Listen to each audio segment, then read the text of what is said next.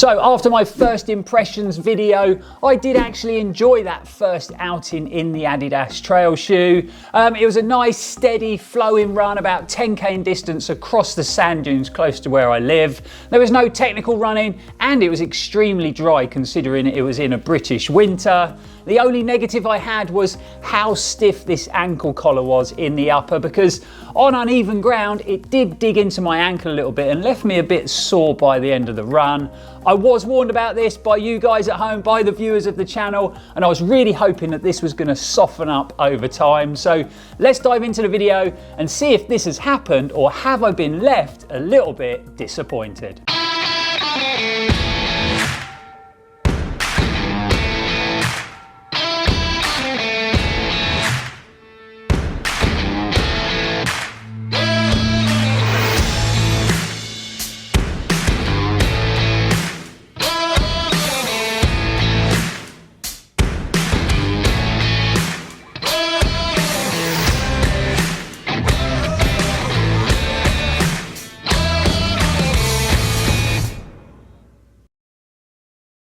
So the Adidas Terrex Agravic Ultra, another nice snappy name for a running shoe that just flows off the tongue, is a trail running shoe claimed by Adidas that's been designed to handle the most challenging, toughest mountainous conditions. It's been developed with the help of some of the best ultra runners in the world. So before we dive into how the shoe has felt and performed, let's give you guys a few facts and figures about the shoe. It retails in the UK for £140. Weight-wise, it comes in at 346 grams in a men's UK 10. It runs off an 8mm offset, and you've got a 32mm stack height under your heel. It is available in several different colour options for men and for women. And when it comes down to size, I'd say it sizes up a little bit short. So I've gone up to a UK 10 in the shoe from my normal UK 9.5, and it's got average width in the toe box. Starting off with the upper first, and it's great to see that Adidas are using a lot of recycled fabrics in the construction.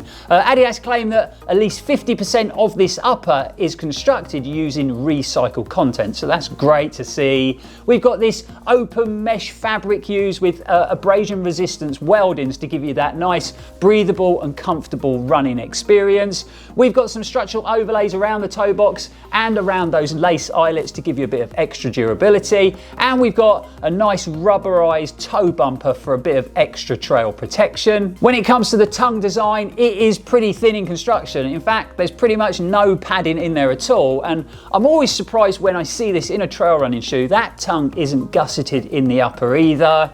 Something we mentioned earlier, the heel cup and the ankle collar is pretty structured. It is quite stiff, and there's not much padding in that heel cup either. So there's a few things in the shoe and in the construction of that upper that I'm not quite sure about. Moving down the shoe, and the first thing we got to mention is this is a trail shoe that has a plated midsole. Not your standard sort of carbon fiber plate that we see in a lot of shoes these days. It's actually a TPE bio-based plate that is constructed out of 90% renewable carbon. That plate runs the entire length of that midsole, offering you a nice lightweight and durable rock plate protection. When it comes down to the midsole cushioning, we've got a dual compound construction. So Adidas have used their latest and lightest light strike compound, and then they've paired it up with their old school boost cushioning in the heel and under the forefoot.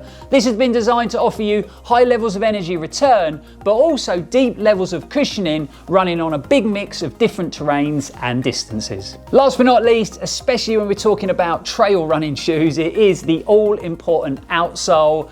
First up, I love the funky colorways of this outsole used on this shoe. Not that you can see them that well because it's pretty dirty, but when it's clean, it does look great. We've got a 4mm lug depth on that outsole with a pretty aggressive layout. And them lugs have been clad in the brilliantly sticky Continental rubber compound for unrivaled levels of grip in all conditions. Right, so there you have it, a few facts and figures and a bit of info about the construction of the Agravic Ultra. I've covered around 60 miles in the shoe on a big mix of underfoot conditions, from dry trail, muddy trail, rocky trail, and sections of tarmac. So let's go through all the sort of standout features, the things that have impressed me, but we're also going to highlight a few things we feel really do need to be improved. Unfortunately, there is quite a few of them, so let's get stuck in. We'll start with all the good stuff first, and I've got to say I am a big fan of how this shoe fits my foot shape. I was a little bit concerned about the lack of padding and the fact that tongue wasn't gusseted in the upper. I shouldn't have been. It actually feels super comfortable. I feel really well fitted and locked into that midfoot. I've had no discomfort across the top of my foot, like I said, even though there is no padding in that tongue. And this is an issue I have had in some trail running shoes in the past that have a similar tongue design. But yep, no issues with that tongue in the Adidas shoe. The Agravic Ultra is a pretty heavy shoe at 340 plus grams in a UK 10, and I'd definitely like to see it made a bit lighter in the future. I think a lot of that weight comes from the deeply cushioned midsole and the fact that Adidas have used their old school Boost compound, which is notoriously heavy. Saying all that, it does set it up to be a very comfortable ride. I think the midsole's got a good balance between cushioning, responsiveness and connection, and I've got to be honest, I was very surprised at the performance of that midsole. I also really enjoyed the shape of that midsole, and it actually felt like it had kind of been designed for my foot. Felt very comfortable and very supportive under my instep, and it made me feel like, you know, I could run a long way in the shoe and it feel very comfortable. So you can see there's lots of things in the shoe that I've been really impressed with, but unfortunately the bad elements do outweigh the good elements. So where do I start? I know, let's start with one of my pet hates when it comes to trail running shoes, and that is outsoles with holes in, or should I say stone traps. Why do running brands do this? I just don't get it. You know, every time I hit a section of trails that had small stones on it, I would get a stone stuck in that cavity, and then I'd have to stop running and try and pick that stone out, and sometimes it proved pretty difficult, and then I'd have to avoid all the areas of trails with small stones, which is pretty ridiculous when you're running on the Cornish coast path. So not a great start for the outsole, but unfortunately it doesn't stop there. So you get this great continental rubber on the outsole, which is super sticky. You know, you feel really safe, really grounded, really connected in wet or dry, rocky or tarmac sections. I got to run the shoe in some pretty muddy, boggy trails eventually, and I was absolutely shocked with the performance of this outsole and how bad it was. And when I mean bad, I mean proper bad. Real sort of Bambi on ice moments. It got to one point where I was running on a muddy trail slightly off camber, and I just had to stop and walk, because if I'd have carried on running, I'd have just fallen flat on my face. We've got a 4mm deep lug and a pretty aggressive layout, so I'm not sure why it was so bad. The only thing I can think of is that outsole is holding onto the mud and it's getting full up and then just losing all traction. I've got to be honest, it's probably one of the worst trail shoes I've ever used in muddy conditions. The last thing we're going to mention, and this is something that we actually talked about in the first impressions review and a lot of you guys have mentioned in the comments, and it is the stiffness of this ankle collar. Now, I don't mind when you get a new shoe and it takes you a couple of short runs to sort of bed it in, soften it up, and then you're off and away, but that really hasn't been the case in the Agravic Ultra. I've covered around 60 miles in the shoe now, and that stiff ankle collar is still causing irritation when I'm running on uneven ground.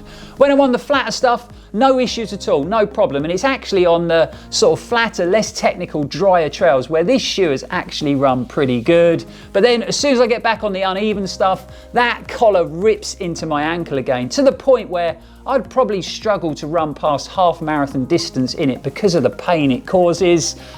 When you think about it, Adidas claim that this shoe has been designed for running long distances on technical terrain, and that's their words and not mine. So that is a little bit ridiculous. So you can see it's not been the most positive experience running in the Adidas Agravic Ultra, which is a real shame because there's been a few aspects of this shoe that I've really liked. The fit of that upper on my foot and the shape and feel of that midsole have been really good, but unfortunately the not so positive things are really bad when it comes to a trail running shoe. But we've reached that time of the review when we need to get some points on the board, so let's start scoring. Up first is always price, and with the Agravic Ultra retailing at £140 here in the UK and it being a plated trail running shoe, I think that's actually a pretty fair price, especially when you compare it to all the other plated trail running shoes in the market. I actually picked this one up when Adidas were having a bit of a sale and I got it for the bargain price of £91.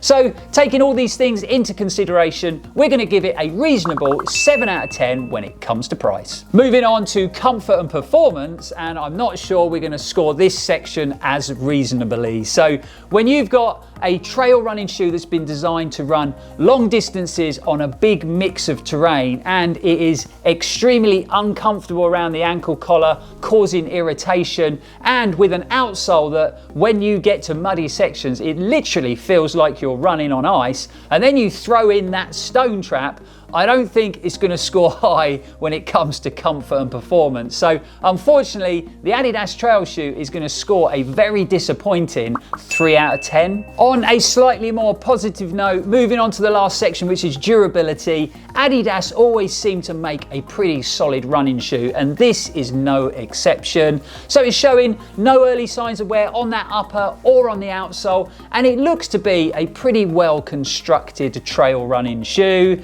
I'm sure it's going to hold up to lots and lots of miles. Unfortunately, those miles are not going to be on my feet, but when it comes down to durability, we're going to score it a pretty solid 8 out of 10. So tallying up all those points at Run4Adventure for the Adidas Terrex Agravic Ultra, it's going to score a pretty lackluster 18 out of 30. Moving on to the very subjective topic of looks, and I know this is personal, beauty is in the eye of the beholder at the end of the day, and I think this is the perfect example of why we should never buy our running shoes based on looks alone. I really like the colorways, I like them bold colors that have been used, and I like all the colorways that the Agravic Ultra comes in, so it's definitely going to get a big thumbs up for looks here at Run4Adventure. Normally at this point in the review I'll give you a couple of comparisons, so shoes that have performed and fit very similar to what we're reviewing. Luckily for me, I haven't reviewed or tested out many trail shoes that have performed as badly as this.